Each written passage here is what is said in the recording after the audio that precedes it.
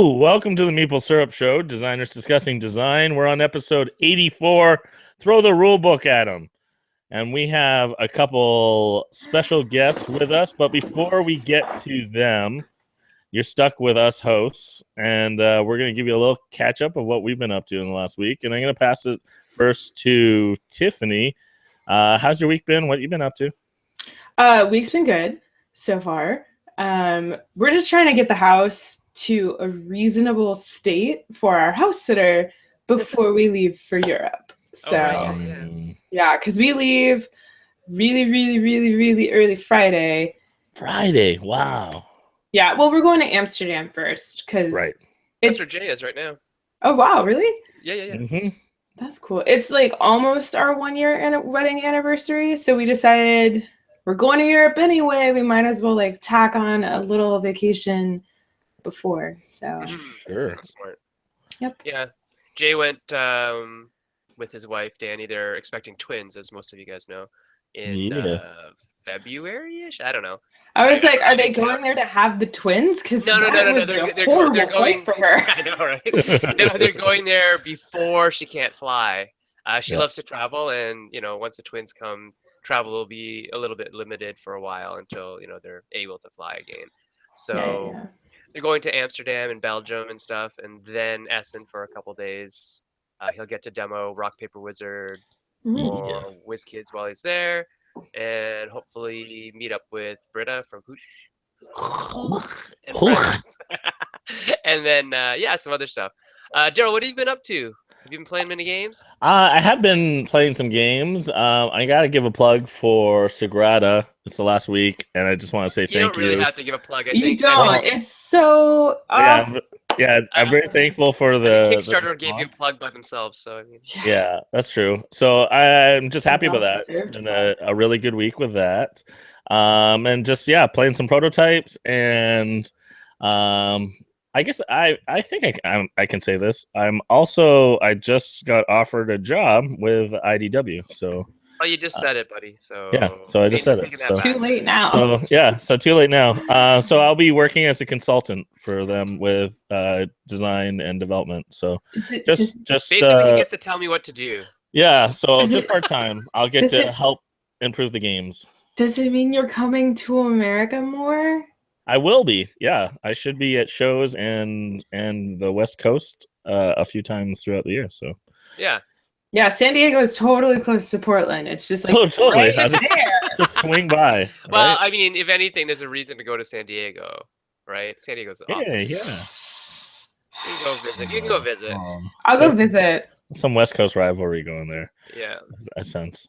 Well, it's the north-south thing, right? It's north-south. It's like part of us love like the North people prefer no sun. Right. We like trees. We like trees and rain and snow. Right. And then in the South, they like sand and sun. It's true. As it gets colder and colder here in Canada, sun sounds nice. But let's not worry about that yet. Let's worry about rule books, because that's what our focus will be today. We have two special guests. We have Rodney Smith and Lance Myxter. If you don't know them, where have you been? Where have you been? Or welcome to the hobby. Either way. Yeah, right? Welcome to the hobby. But if you don't know, Rodney has a fantastic video series called Watch It Played, where you can learn games through Rodney. And so we thought he was a bit of an expert when it comes to rules. So we'll be chatting and asking questions about his experience with rule books. And also Lance is with Tasty Minstrel Games and has been rocking the game scene. I'm sure you've seen Undead Viking reviews in the past. If you haven't, you should, and just make sure you bring popcorn, because it'll be a longer video. And maybe if you watch my videos, you realize that my last name is pronounced Myxter. Myxter, sorry. Myxter. Is it really? Well, to be honest, I'm gonna butcher your name no matter what, because that's what I do. So. A good thing that rulebooks aren't written phonetically, then, I suppose. Yeah. Absolutely. Because I was going to call you Mr. Mixelplex for the rest of the show.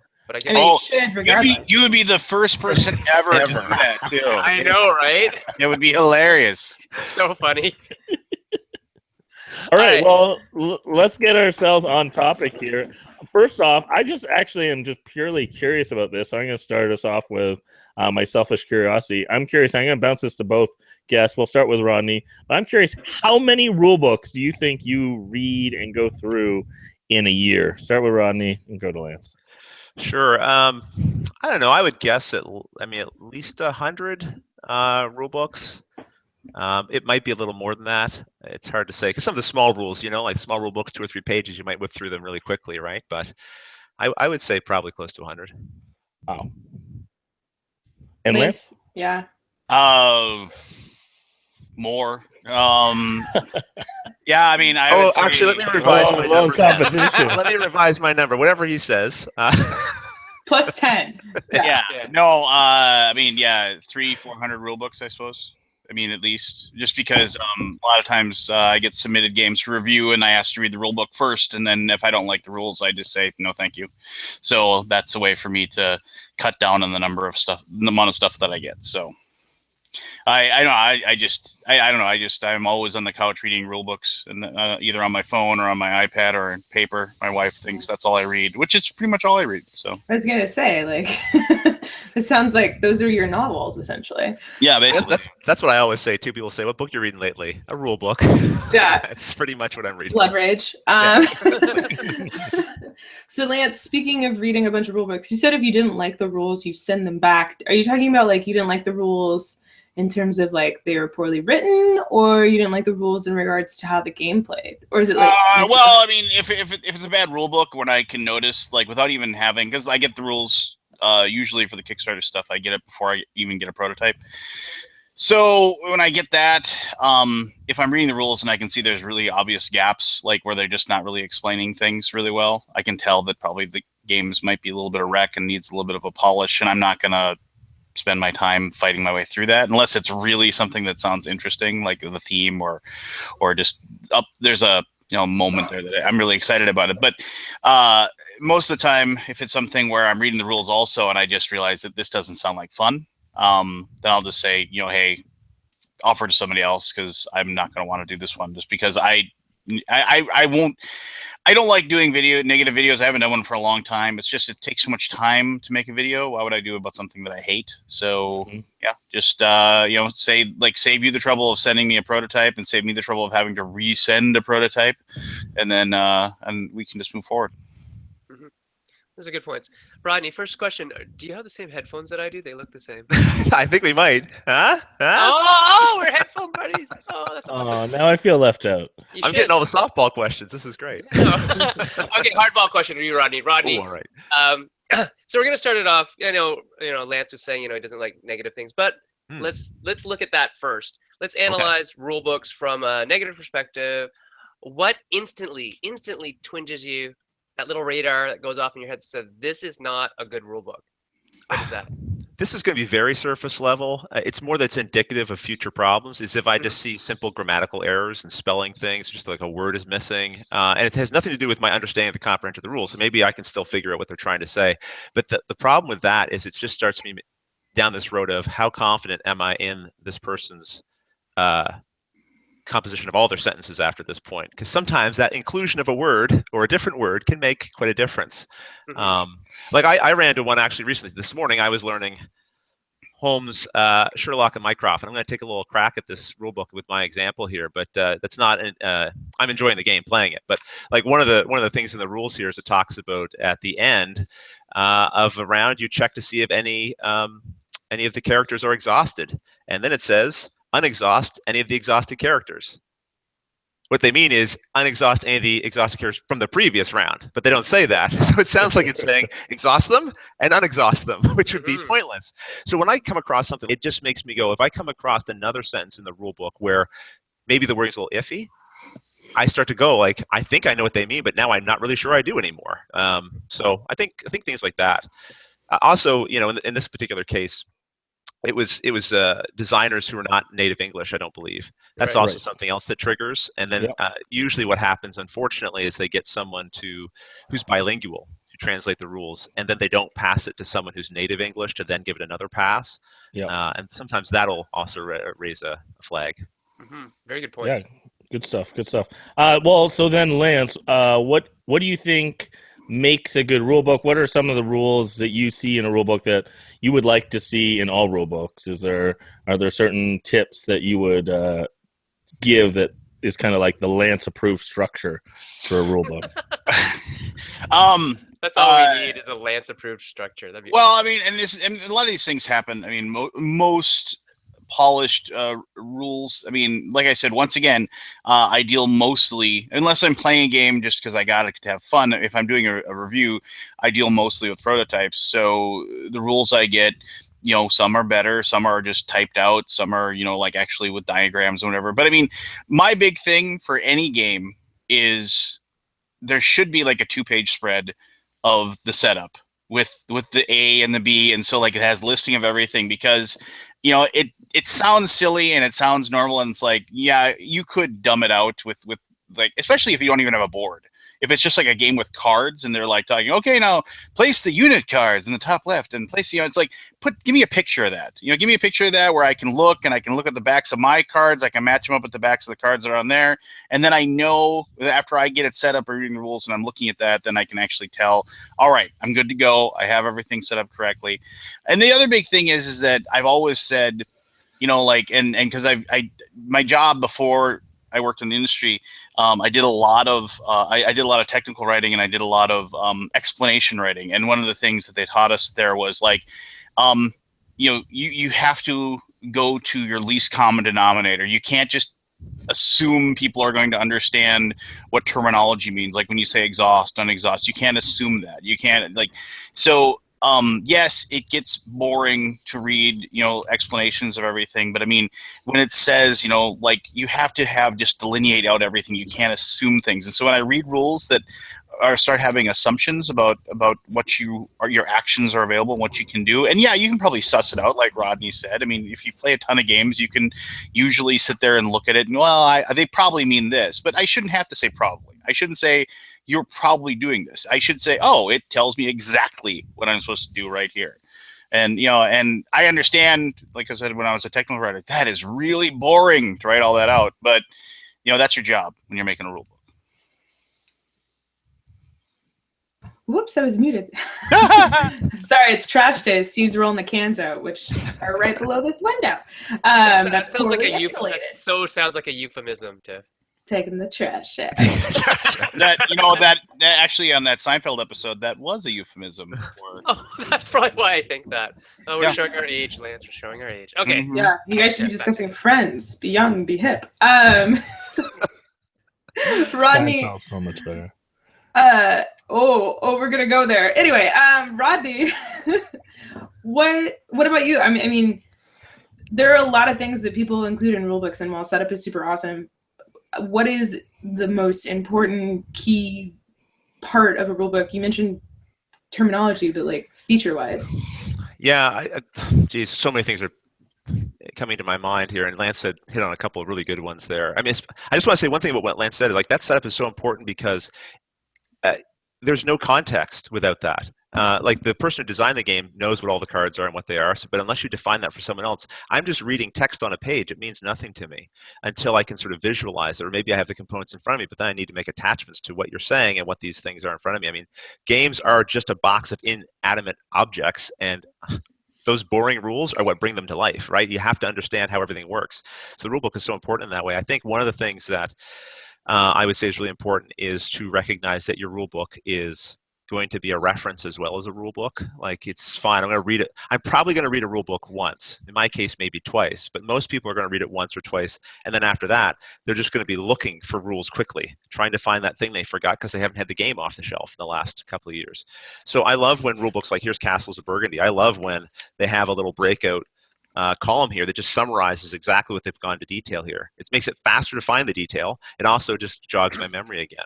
But a big thing beyond that, I would just say, is you've got to know in advance what the flow of the presentation is going to be. And that, I think, should typically be components, the objective, the typical flow of a round. A round is this. It's 5 phases. The phases are broken into 3 steps. You're going to follow those through, that sort of thing. And then you detail what each of those things are in the rest of the rule book.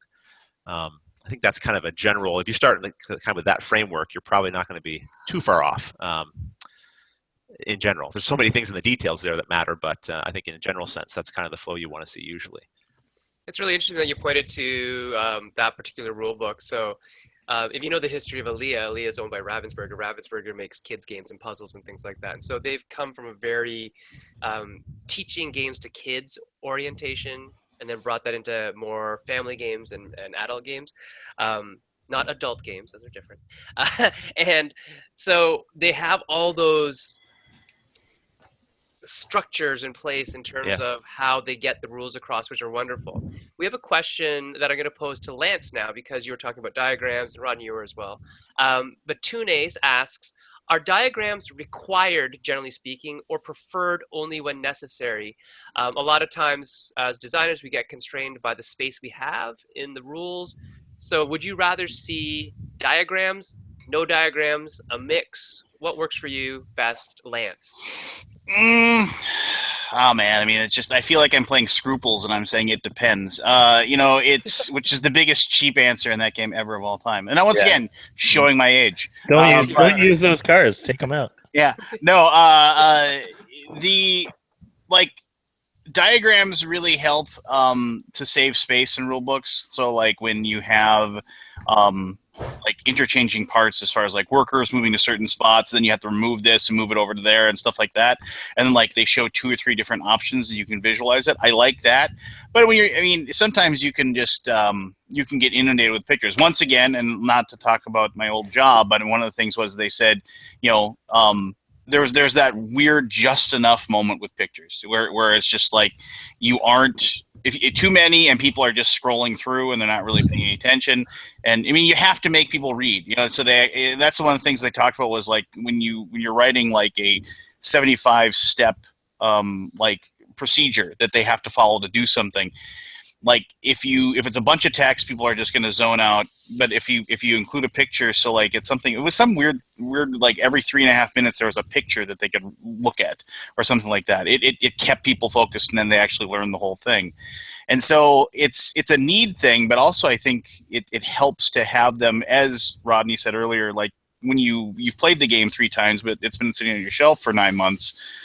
Snag it, pull it down, and finding the picture to like find the part of the round or part of the phase lets you zero in on that rule as well. And that's one of the big things about rule books is like, finding that one annoying rule. That's like the big thing where I think a lot of people have a problem with. It's like, I know we were supposed to do something extra here. And then you have, and this is the thing too, you can always tell when a game, and I don't know if you guys noticed this stuff, but you can always tell when a game has that one annoying rule or those 2 little things that are hidden somewhere by the rule book, because the rule book is all folded and bent and creased. Like some rule books will maintain that pristine look over like multiple plays but there's those ones that everything, because like people are holding it like this and they're looking at the board and they're folding it back, and you can just tell that's you bring okay. some of those little like 3M little post-it things that you stick. Yeah. So I mean, but then did you know then that's the game that has that one annoying rule? Like my Madeira rule book is just beat to hell. Just like, wait a minute, hold on, pirate phase, hold on, we're doing something wrong. I know we are. Nice, awesome. Well, just a little plug. Anyone who is available to watch live, we have some fantastic conversation going on the YouTube channel, and we try to include some of those questions. So I actually have a question from Odd Hack Welder, my brother from another mother, and he asked, this one's for Rodney, do you play all the variants in a rule book, and do a bunch of variants scare you off or make you more interested in the game? Okay, now I'll pull a Lancer and go, kind of depends. I mean, I don't like to see a lot of variants, honestly. I'd prefer to see maybe 1 or 2 curated. These are like some ones that have really landed with people, maybe presented to me. I don't typically play variants, though. I'll play a game, and if I like how it plays, I'll probably want to keep playing it a bunch of times just as the base game, and then maybe I'll dance into the variant if something's boring me. But sometimes it makes me feel a little bit like like maybe the designer just had too many ideas and wasn't sure which ones were the best and sort of threw it all out there. I mean, you can see it as, hey, I'm offering you all these options. Isn't that a good thing, right? Like 504, there's a whole bunch of options. The whole game is a That's variant. not all it is. Right. Yeah, I have to admit, I think it's maybe also just my temperament as a gamer. So this might not really apply generally to everyone. I'm a cult of a new player. I play lots of new games, so I'm going to be playing maybe 2 or 3 times before I'm putting the game down and grabbing something else to play, right? So when I go back to revisit, I'm just going to probably look at it again from the base game. That's Makes me anyway. sense. What about instead of variants? What about special rules when it comes to player counts, like solo play or 2-player? Does that change things for you? Not again, like I don't typically play solo, so that's not going to interest me. Like in my instructional videos, particularly, I don't tend to cover the solo rules. For example, I usually, hopefully, feel like the content is giving you enough that you can read that one pager to figure out the solo part. But for me, it's not an interest. And if I think the game is more ideal at a higher play count, like Seven Wonders, the original Seven Wonders, I never played that 2-player. I've heard some people who really enjoy it, but to me, it just didn't seem like that would be my ideal play experience for it. So I just never even tried it. Makes sense. Yeah. So there's some amazing discussion happening in the chat. So if you are watching live, I just want to say again, you should jump in the YouTube chat because it's super solid. Got some great designers debating their own skills at writing rule books right now. But some more questions coming in that are just too good for me to pass up. Madbono1, Lance, this one's going to go to you. She wants to know, so she says, many miniature games come with a rule book and then a separate rule book with advanced rules references. And I know Agricola does this as well. Lance, do you feel that this is important for such games? Would other games benefit from it? Like, should more Euros jump into that format? What do you think? No. I mean, miniatures games. Like you said, Agricola, and I think didn't like at least one of the versions of Through the Ages do the same thing as well. I think they're like just the more complex ones. I mean, when you get into like the really heavy stuff, I mean, I'm gonna say one other thing here really quickly, but miniatures games, I think it's just because you have all of that data, because all of the little miniatures have their own different statistics, and they also have like the different keywords and everything like that. I mean, I do like that. I like any game that has like anything with keywords, like deck builders and things like that. I love summaries of that stuff, so that's an easy location. You mentioned there's a bunch of people like you said, people talking about like their abilities at writing rules. Look at like if you want like a heavy Euro, like Dominant Species. That rule book is like the best rule book of all time. If you want to learn how to like write an amazing rule book, go look at that one. And then the follow-up game from the same designer, Urban Sprawl, did the same exact job with like those. That's like, for me, that's like the top end of rule books. It's like you could then you realize how complex a game like Dominant Species is, but they actually make it to dumb it down to like the point where you know it like after one round. It's crazy. But anyway. Yeah. Can I talk about this? I see you itching. So I'm holding here the 2 Mansions of Madness rule books because FFG has started doing this dual rule book thing, and people have probably heard me talk about this sometimes in the past. I'm not a huge fan of it. Again, I have to admit I approach these differently because oftentimes when I'm learning rules to a game, I'm thinking about featuring it on the channel, right? So it's not enough for me to know this. I then definitely have to read all of this as well to make sure everything I need to know is covered. And what FFG is doing here is admirable in one sense because I think what they're trying to do is trying to say, okay, you've just bought a game, you want to sit down and play, and we're going to give you what you need to feel like you know enough to get started. We're going to give you a feeling of competence and confidence even to start playing, right? And then if you have any questions, just look up in here what you need to know. The biggest problem I have with this splitting of the rules is that oftentimes there are things in this rules reference that you don't even know to go look up. Like if you've read the rules for movement that say you can move 2 spaces, you don't think, oh, the rules about the rest of the rules about movement in here I might actually need to know. Like, for example, you can split that movement up and do an action in the middle of your movement. It's spelled in here, but it's in here. And a lot of people that I've talked to don't know that because they don't bother to read this thing. they want to get playing their game, right? And so you don't necessarily know to go looking for a rule if you don't know it exists in the first place, right? And in my experience, most of the times it's like there's maybe like 15 things in here that if you just add them, it would add maybe, 2 pages to this rule book, and then we're golden. The other thing is this reads like a nice book. There's pictures, there's images, and all the rest of it, whereas this reads like a telephone book, and it's brutal. Like if you're just trying to read it to learn everything. Because I'm also the kind of person, when I sit down to play a game, I don't want to spend half the game, oh, hold on a second, I'll look it up. I want to feel like I'm going to be able to answer everyone's questions so we can just keep playing the game and not be stopping to look up rules. But at the same time, I do want to say, like, I think what they're trying to do here is noble in one sense. Like, again, they're trying to get you playing quickly. I'm just not sure I'm a huge fan of it, personally, just because of the way I like to learn games, which is pretty comprehensively before I even start playing. Okay, interesting. And you know what else is interesting? That while you're talking, Lance is retweeting everything. So we know that he's active on Twitter. Speaking of technology, we have a question about use of technology for rules. So there's a couple. I'm going to start with Eric Eden. Eric Eden questions this. During play, Rodney, would an app integration for reminders of upkeep, et cetera, steps, turn, and recurring rules be better than memorizing them or continually looking back in the rulebook? What do you think? App integration for rules, Rodney? Okay. So no. I think the thing is, the problem with an app is ultimately you can only get so much on the screen. So what if the little piece I need a reminder of isn't on here? So like the nice thing is about player aids, and player aids should always come with games, is that if there's 2 or 3 different cards, I can pull up, okay, now here's the rounds, or here's all the different actions, or here's what the symbols mean, and I can just kind of quickly eyeball it. In an app, now I'm pushing buttons, tapping, swiping, whatever, trying to get to the thing I'm looking up. I remember, what are some games that have app integration?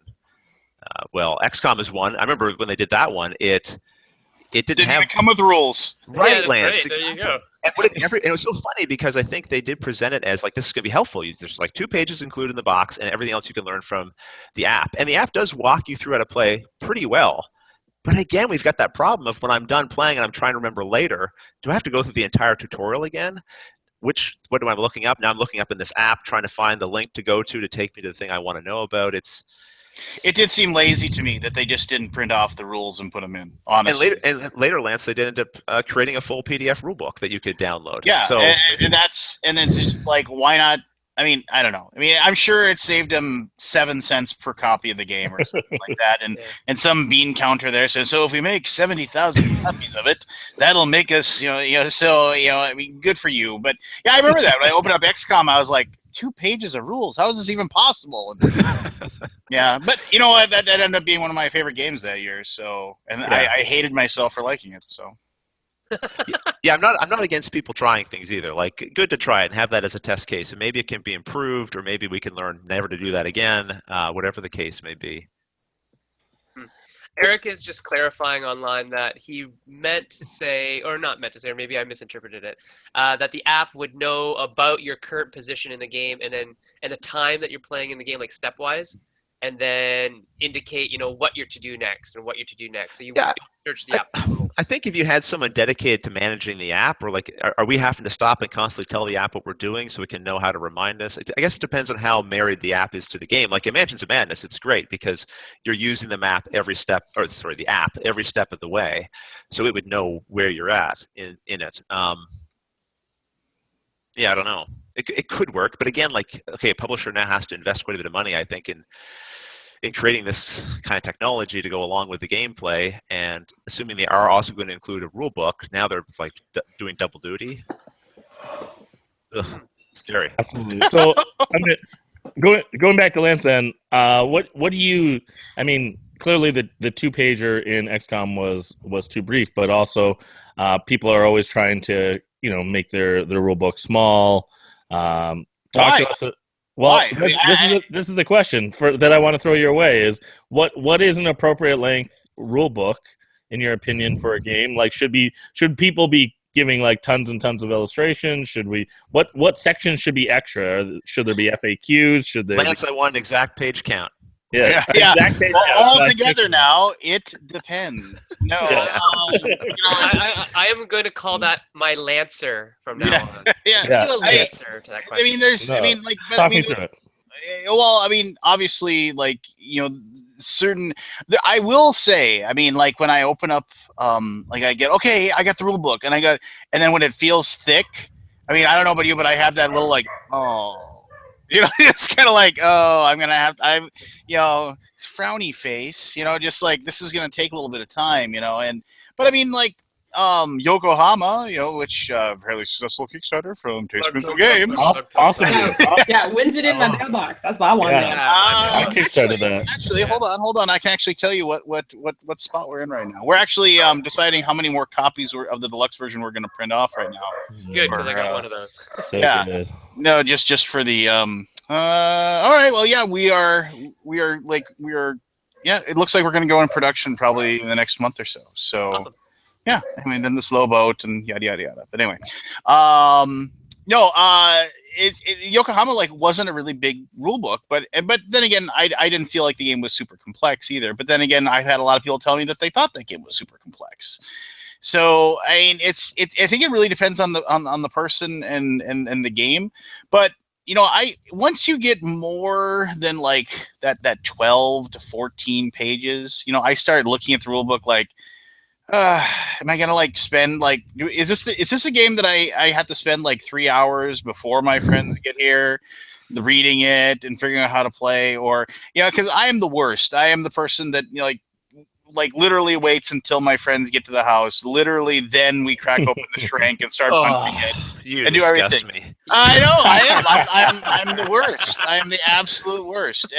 But you really are. And then we just suss out the rules together. But like I said, I'm blessed with a gaming group that I've been playing these board games with since I was 8 years old. And I mean, it's a way that all of us suss out the rules pretty well together, and they're all hardcore tabletop gamers. So it's just kind of one of the things that we do. And if I did it myself and told them this is how it plays, they would then just accuse me of forgetting a very important rule. Oh yeah, by the way, you can do this. Oh, I always get that. And I'm gonna cash in right now for another 78 points. So, but you can do that. You could have done that as well 2 turns ago, but always moving forward, and I win. So, but yeah, so there's a level of distrust there as well. So. Speaking of distress, Xena is. I don't know if you guys can hear Xena. Oh yeah. Oh yeah, she's a sad puppy. She's even sadder because her friends are sleeping in the living room. They're not going to be sleeping for much longer. Anyway, Rodney. Yeah. So there is a question, and I'm just going to pose it to you so the question gets asked. But sure, I think we all know the answer here. Really, I mean, it's pretty obvious. But do you get pissed when you open a game and it tells you to find the rules online? Go to a website and watch a video about. Sure. No, if it's pointing me to a video, it's brilliant. That's genius. What if it's pointing to your video? Oh, yeah. Even better. Oh, yeah. Wow. Have you ever had to rewatch one of your videos to learn the rules? Oh, absolutely. Yeah, no, I definitely do. If it's a game I haven't pulled off the shelf, I'll watch it at 2 times speed and just kind of get myself brushed up on it. Because again, if you don't play a game, if you're only playing it once every 3 or 4 months, you're going to forget something, right? And so that's a good way just to sort of brush up on it. Yeah, I want the rules in the box for sure. Even in if I advocate for myself here a little bit, I like the option is going to watch a video, because a video is everything demonstrated. Nothing's abstracted. You're seeing the components exactly being used, exactly the way they're going to be put on the table, and so on. But at the same time, if you have a question, you need that rule book to go back to. You don't want to watch my whole video again just to find that one thing you don't understand, right? So they both need to be in the box for sure. Yeah. And I want to actually talk a little bit about your origin story of your channel, because I remember he was born on the planet Krypton. He was sent here in a Is the S in my hair down here? I meant to brush that up.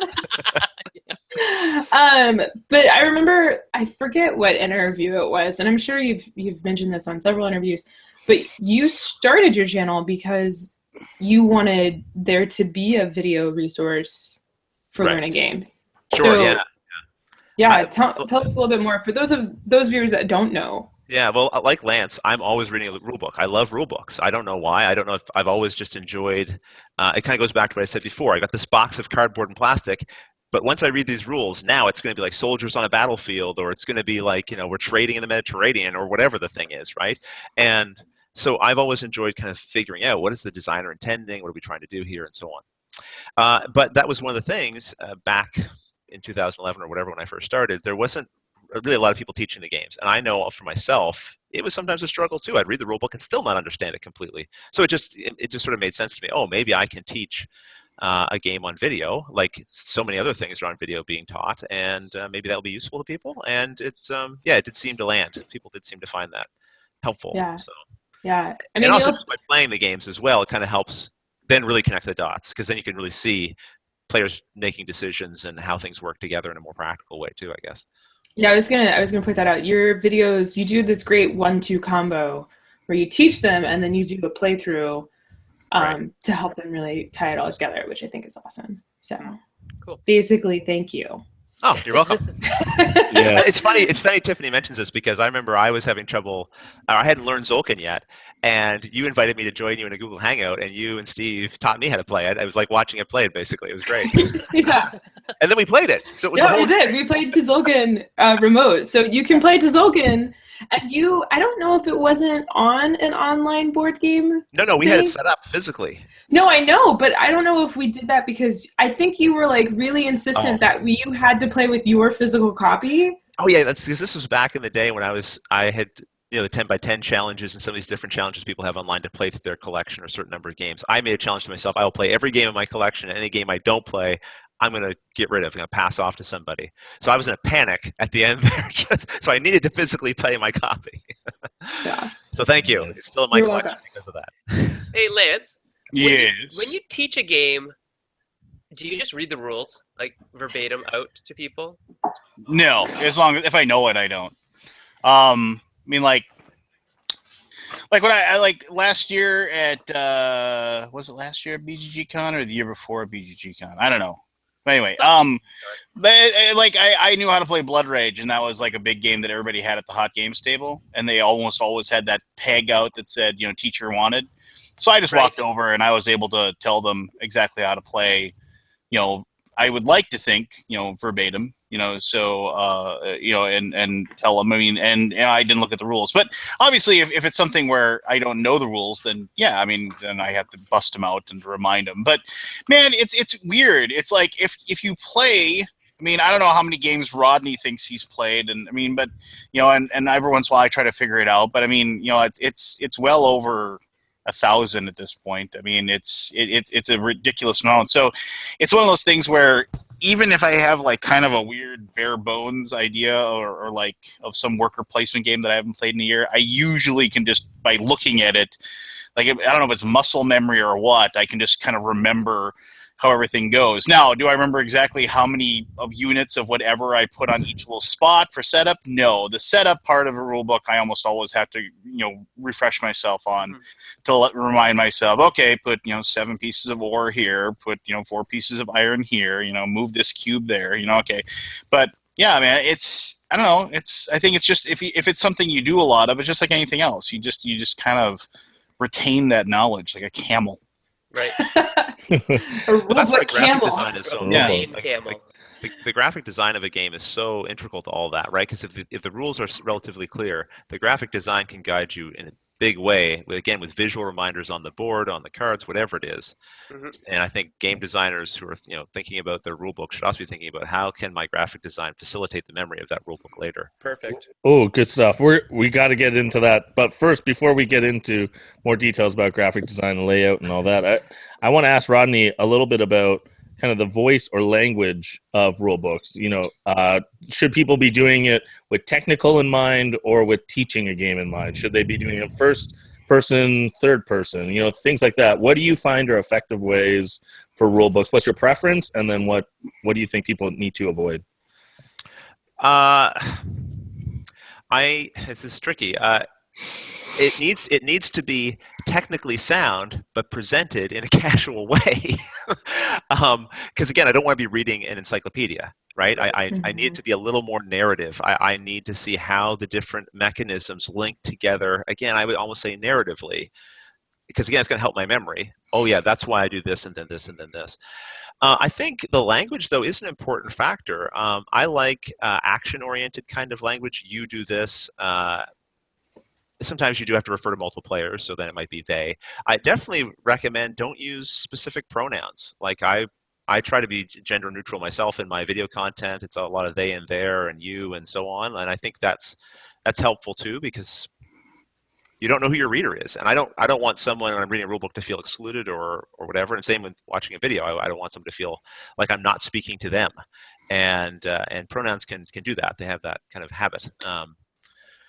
What else? I think, yeah, I don't know. Those would be my quick thoughts on the language around it. It's difficult though, like I said, because you do need that technical precision. I want to know exactly. Again, like if it means flip the one from the previous round, you need to put previous in there, right? Yeah. But at the same time, along with that technical precision, I want to feel like I'm not just reading an encyclopedia.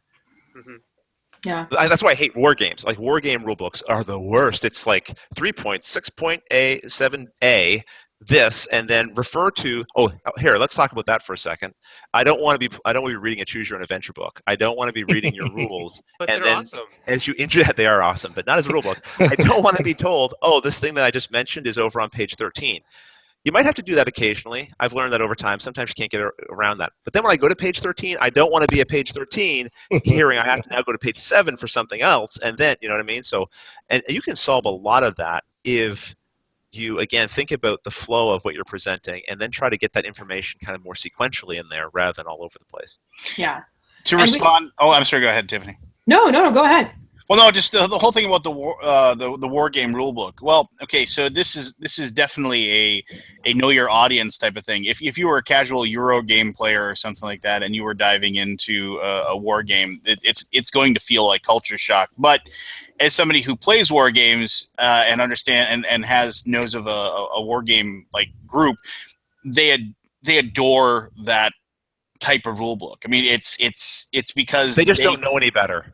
Well, in actuality, the whole stereo instructions way of teaching you how to do it.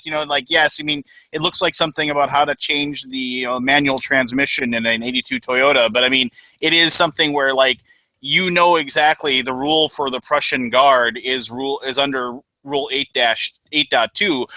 But what if they're in Poland? Oh, well, 8.2.3 says that this is how it affects, and it does make it way easier to find what you're looking for if that is the type of game. And so I think that just kind of feeds into, I'd ask, it's certain games just demand certain type of rule books and also certain audiences as well. And I think, I think it's very good that the people out there that are writing this, kind of know their audience in that way as well. You would never play a game like, Caverna and have a war game rule book and vice versa. It's just, I couldn't see having, like you said, the whole kind of almost conversational tone in a rule book that from something from GMT that was one of their war games. But why is Thunder Alley got 6.5.3b? It's a racing game. It's Come just on, a racing guys. game. Yeah, well, that's the designer. I know. And that's what it is. Why does Down in Species and Urban Sprawl and those are Chad Jensen games, So it's and that's what he writes, It's so. And then also, that'd be a really good question for you. Are there certain? First of all, my question is always obviously designers write the rules to begin with, but they go through a polish and they go through. So the people that are actually designers here, because there's a couple of them sitting here, have you ever written your rules and then they go to your publisher for polish and they come back and you're like, what the hell is this? You screwed this up, and. Ask Sen about Tortuga rules. We've had that discussion before, actually. Last time I was on. Yeah. But if you really want to know, you guys know, I write like a robot. So I write like a robot lawyer. So everything is technically precise. And then Rodney knows this because he actually did the very first video I've ever watched of Rodney was Belfort, because it's from the game. And that was also a fantastic game from Taste Smith. Plug. Well, I don't Really know great anymore. I rulebook. mean, there's really no copies left, so who knows what's happening. Oh no, hold on. I can tell you where the reprint status is on that one.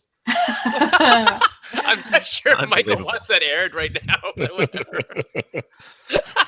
But you heard it here first, folks. Belfort's getting a reprint. Oh God, don't start that, Tiff. Anyway, so yeah, we're gonna merge this all in together because what I wanted to ask you guys about was graphic design in the layout of a rule book, and Josh Capel being one of the dons in that area in terms of, you know, his ability to lay out graphics and take a rule set and change it from my robotic lawyer language into readable rules. So, Rodney, from your perspective, just because you did the video of it, Sure. what did you think of the rulebook for Belfort in terms of a rulebook you could refer to, a rulebook that you can teach from, et cetera, et cetera? Well, that was many moons ago, I but my memory of it was that was very good, and part of that was see the whimsy of that rule book and his art and everything else actually helped facilitate it. I'm not a huge fan of putting a lot of fluff in your rule book. Like I know Vladish Model's got, you know, a little bit of a reputation for fun rule books to read, and they are fun to read. I love reading them through the first time. I hate reading them through the second time when I'm trying to find information. And with Belfort, what I recall is it was more the graphical elements complemented the presentation of the information. So it made, even though I'm reading all this, you know, rules are technical, I'm reading technical information, it feels like I'm having a fun romp through this, you know, fancy Euro world, basically, right? And then even the components themselves help facilitate that with a bunch of little Easter eggs that don't get in the way of the actual information you need. So everything's kind of, I don't know, aesthetically pleasing, which is really important, I think, in a rule book. Yeah, and I think that's why, you know, we generally recommend Josh out to everybody. If Yeah. you want good rules done right, Josh is a good place to start, if not to end, right? So, Daryl, what's up? Well, yeah, I'm gonna actually throw a bit of a lob ball to Lance, but I am curious. He needs one every now and then, right? Well, no, I mean, I am curious. Who do you see beyond? You know, we just plugged Josh, but is there certain companies that you are finding trends wise do really good rule books, and or are there anyone that you're willingly give a shout out for opportunities for improvement? So. Well, I mean, there's this. It has a dragon as a logo. God, I can't remember. They make these really cool. They're okay. Maybe really good hoodies. You know, they've hired Josh once or twice. Yeah. You know, those hoodies. We're actually looking into having those mass produced. Yay! Yeah. I've asked so many times. They're very comfy. Yes. I should be wearing it, but I was like, I can't if Lance is on the show. Oh. It would be too much TMG. Yeah, it would be too much TMG. No, I mean, and trust me, like, you know, I'm not saying TMG is without fault. We definitely had our share of, like, you know, confusing rule books as well. You just can't get past it. It's one of those things where, you know, I'm calling back to my old job. They said, put another person's eyes on it, let them read it, and then while they're doing that, my boss also said, read it to yourself backwards, because that's when you can't, because you're training your eyes to read it in a different way, and then you notice punctuation errors, you notice like repetitions of things. So, but you know, the thing is that, I mean, I've always, for whatever reason, and this is not a slight because they make amazing games, but I've always seemed to find problems with Czech games releases. Not like the party stuff, but I mean, some of their Euros, it always seemed like I had to go back and reread the rules. Well, like, it's one of those things where you read a paragraph and you said, what the hell? And you have to go back to the beginning and read it again. Right. And then you actually read it out loud to everybody else's table. It's like, does this make any sense to you? And then we're like, you know, I mean, so I you know, that one stands out a little bit. Sure. Sure. You know, Ben over at Floodgate Games, not to, you know, kiss the Sagrada butt here, but I mean, he's always written really, really good rule books. I've never had a problem with the rule book that he's created. Well, and I got a plug right now. He just posted the rules to ask if anyone's got feedback on the rules. Please blind read that. You know, we would really appreciate the help. You know who's actually a really good, like, and I don't know how much he does, but I mean, I know he does a fair amount.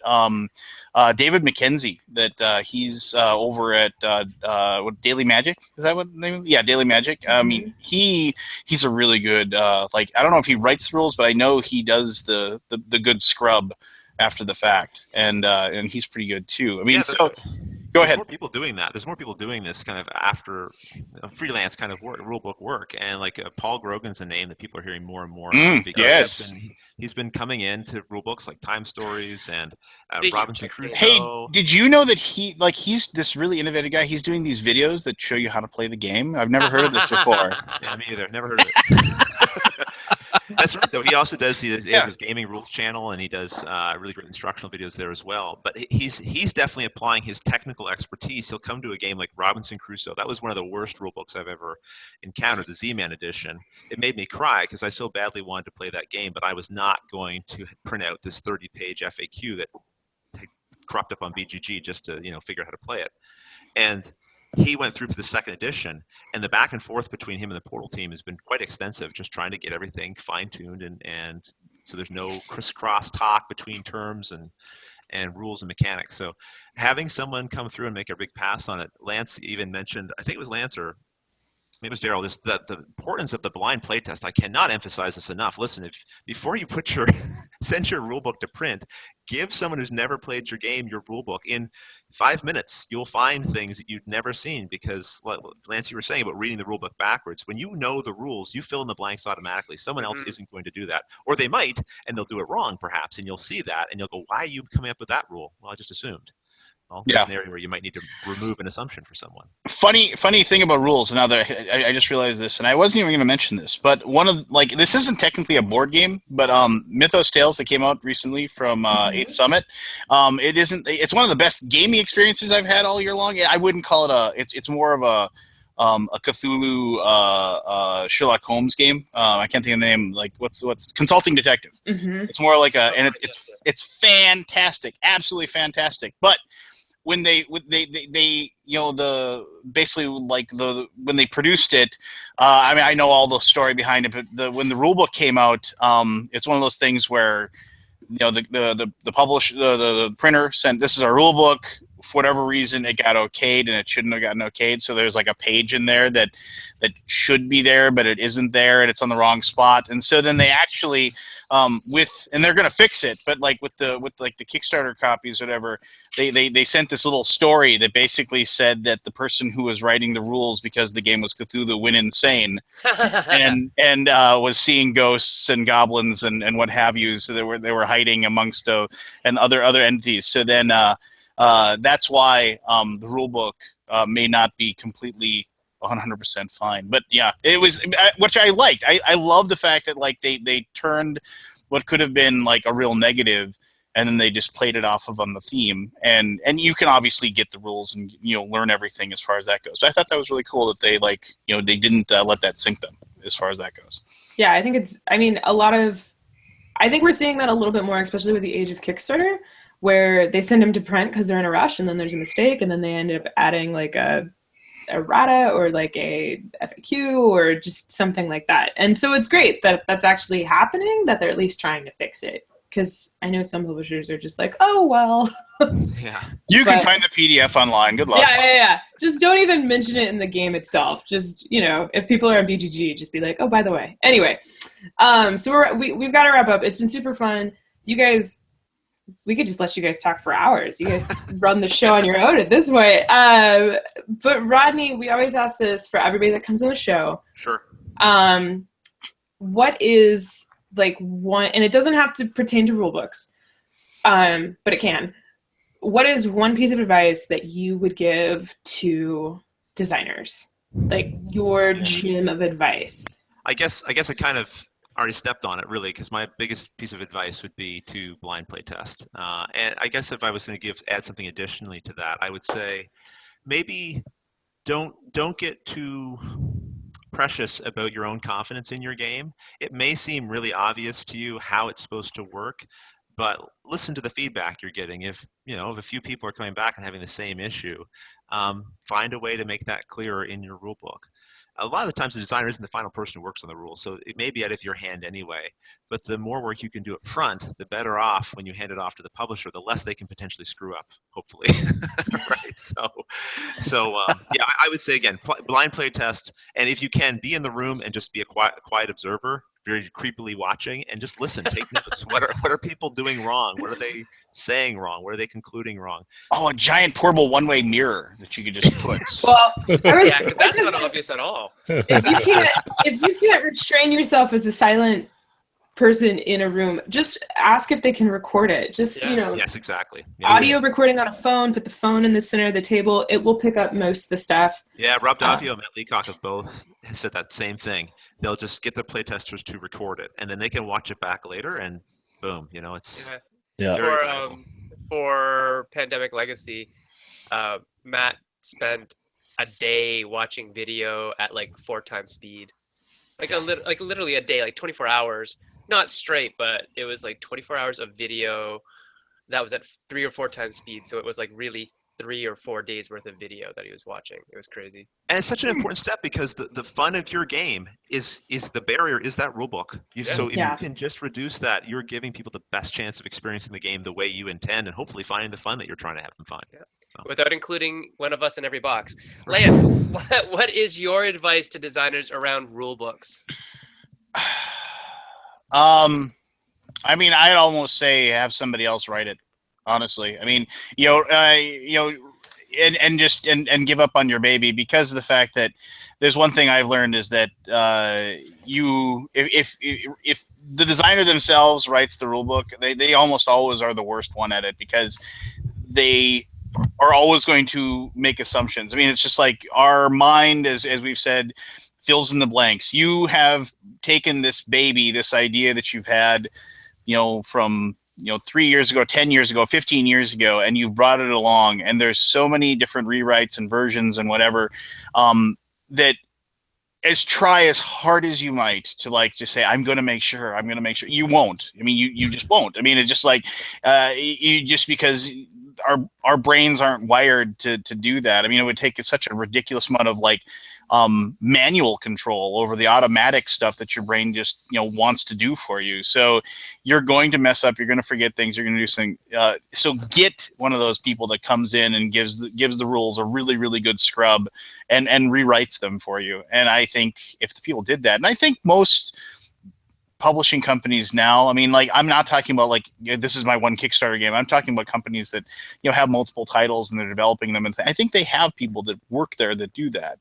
And so maybe if you are somebody that is starting off with your fledgling publishing company, find that one friend that's willing to do it for a 6-pack and a pizza, and just say, hey, you've played my game a couple of times, just can you read this and fill in the blanks where you think the blanks are? And I think that would probably be the best thing to do. Great advice there. Well, our time is gone. I am thankful on behalf of Sen, Tiff, and I for both Rodney and Lance for coming on our show. We really appreciate hearing your advice. We know that this has stirred up some great conversation, and I am confident people that are listening or watching this later, either on if you're downloading from iTunes or if you're following up on our YouTube channel, I hope you enjoy the show. If you have questions, please send them our way, or feel free to reach out to Rodney and Lance. I'm confident they would love to interact with you on Twitter. And we're going to continue the conversation in the after show. Send Tiffany and I a little bit more about rule books, and specifically more on the designer side. But we really appreciate getting the perspective from Lance and Rodney. I want to give a plug for next week's show. We'll be giving a bit of a preview Essen episode. We unfortunately won't have Tiffany with us because she'll be there, but we will have Suze on subbing in for Tiffany. I might jump in just to surprise you guys. And if we can get you on. We'll also have Bruno Cathala on the show, and Theo Revere with Repos Games, and they're going to give us a little bit of preview of games they're excited about that are theirs releasing, and what other games they are looking forward to, and also maybe give some advice to anyone. If you're going to Essen or you're hoping to go to Essen someday, you can hear from a couple experts, great designers, and so until then, just keep making great games, and we look forward to playing your games soon. Have a great day. Thanks, guys. See ya. Bye. Thanks for having me on.